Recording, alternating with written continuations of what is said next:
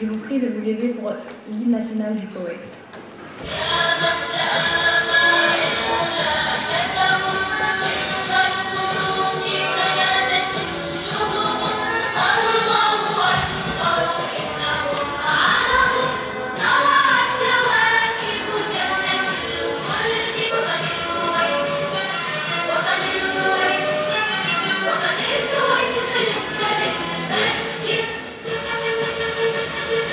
Monsieur le Président, honorables délégués, soyez les bienvenus. Nous sommes la délégation du Koweït. Aujourd'hui, nous apportons fièrement notre résolution à vous, l'Assemblée générale. En 2021, la plus haute aspiration des Nations Unies n'est pas respectée. Et quelle est cette aspiration? Comme cité dans l'article ici, c'est la promotion de l'égalité humaine ainsi que celle des États. Actuellement, les membres permanents du Conseil de sécurité n'assurent pas cette égalité et prennent souvent des décisions pour leur propre intérêt. La Russie et la Chine ont jusqu'à présent opposé leur veto à 4 reprises au conflit syrien, afin d'empêcher des actions du Conseil de sécurité. Notre résolution décide plusieurs choses. La première étant la suppression du droit de veto. L'abus du droit de veto a empêché les Nations Unies de faire son travail correctement à plusieurs reprises. Nous voulons également une restructuration totale du Conseil de sécurité, ce qui est bien évidemment l'essence de notre résolution. Nous voulons supprimer complètement le principe des membres permanents. La suppression des membres permanents est un pas en avant vers la plus haute aspiration des Nations Unies, l'égalité. Chaque nation devrait avoir sa voix, qu'elle soit petite ou grande.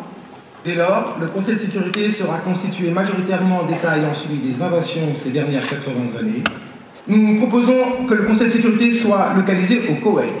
De cette façon, les grandes décisions de sécurité internationale seraient prises au Koweït, à la mémoire de l'invasion subie en 1990 lors de la guerre du Golfe. Merci pour votre attention. Nous sommes arrivés à la fin de notre présentation. L'Assemblée a-t-elle des questions?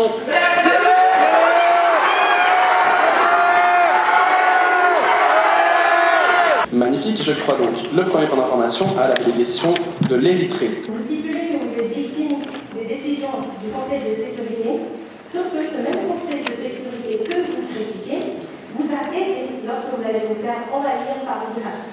N'êtes-vous pas des ingrats en manque de pouvoir?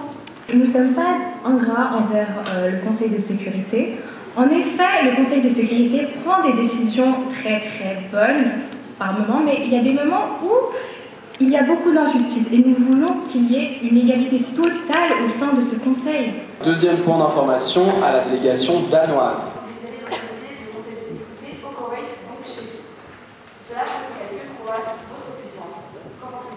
Délégation du Koweït, qu'en est-il de ce choix géographique?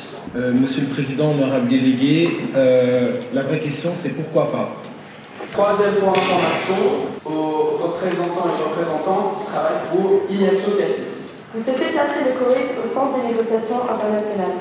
Pourtant, votre pays est allié avec des pays tels que l'Arabie Saoudite ou encore le Qatar, ce qui compromet la neutralité du Conseil de sécurité. Cela n'est-il pas dangereux, étant donné que vous et vos alliés priorisez des décisions économiques sur les droits humains? La neutralité, pourquoi? En fait, le Conseil de sécurité, on n'a aucune emprise dessus. Le Conseil de sécurité restera comme il est. Okay? On ne change pas les règles, on ne change pas le règlement. On change juste le principe. Le principe est que aucun État devrait être supérieur à l'autre et on devrait tous discuter, s'asseoir à une table et discuter. Le Comité international de la Croix-Rouge trouveront que c'est une bonne initiative pour permettre une meilleure représentation des puissances actuelles ainsi que la situation politique du monde. Merci pour votre soutien envers cette résolution.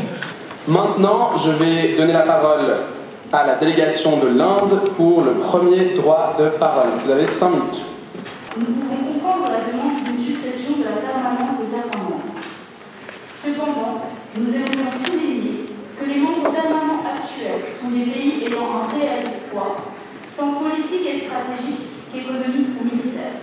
Le premier point d'information à la délégation présentatrice. Là, vous êtes non permanent au Conseil de sécurité en ce moment. On est d'accord? Oui. Alors, ça vous donne la possibilité, vous, de devenir permanent. Cela permettrait également d'élargir les débats et les négociations entre les pays.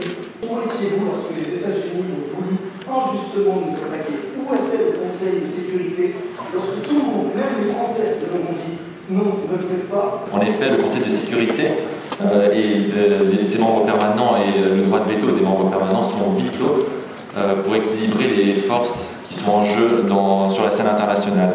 Des pays tels que la Russie et la Chine, coupables encore aujourd'hui de nombreux crimes contre l'humanité, ne devraient pas être éligibles. La République d'Ukraine soutient votre résolution et pense que le rajout de cette clause bénéficierait grandement à garantir une paix mondiale stable. Y a-t-il des points d'information?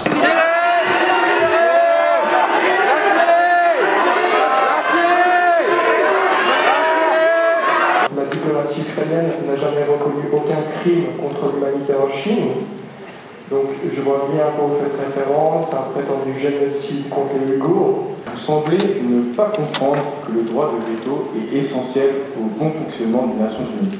Pensez-vous vraiment que les mêmes réactions se seraient passées s'il y avait par exemple la Namibie, le Palaos, je ne sais pas moi, le Burkina Faso, qui n'ont aucun rapport avec l'Ukraine pour vous défendre? Mais alors comment vous attendez-vous à ce que des pays qui n'arrivent pas à garder la paix au sein de leur propre territoire soient responsables de la paix internationale? Pensez-vous vraiment qu'en entendant ce droit de veto, toutes les inégalités dans le monde vont s'arrêter? Franchement, vous pensez vraiment ça? Bien évidemment, il faut qu'il y ait une discussion sur ça. C'est pour ça que nous avons initié cette réforme. En effet, ce système de veto va complètement à l'encontre de l'article 2, alinéa 1 de la Charte des Nations Unies, qui prône l'égalité entre tous les membres.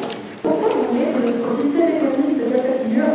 Quelle prétention a le Koweït par rapport à d'autres pays pour devenir le siège du Conseil de sécurité? Nous rappelons que la responsabilité principale du Conseil de sécurité est le maintien de la paix et de la sécurité internationale. Les États financés comme l'Angleterre-Palestine, qui a vécu de nombreuses atrocités face à Israël, pourraient avoir un siège à nouveau au Conseil de sécurité et en conséquent le droit de vote. Si vous êtes pour l'égalité et ainsi de ce fait de la promouvoir, votez en faveur de cette résolution qui est la nôtre. Merci beaucoup à tout le monde. Je vous invite à procéder à notre habituel roulement de tambour. Nous allons donc passer au vote. Les délégations qui votent pour la résolution, les délégations qui votent pour.